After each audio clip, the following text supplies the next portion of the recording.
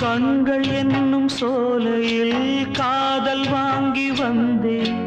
வாங்கி வந்த பின்புதான் சாபம் என்று கண்டேன். என் சாபம் தீரவே நீயும் இல்லையே. என் சோகம் பாடவே ராகம் இல்லையே. பூவும் வீழ்ந்து போனது, காம்பு என்ன வாழ்வது, காலம் என்னை கேள்வி கேட்குது. கேள்வி இன்று கேலியாகி போனது. நான் பாடும் மௌன ராகம் கேட்கவில்லையா? என் காதல் ராணி இன்னும் தூங்கவில்லையா? கண்ணீரில்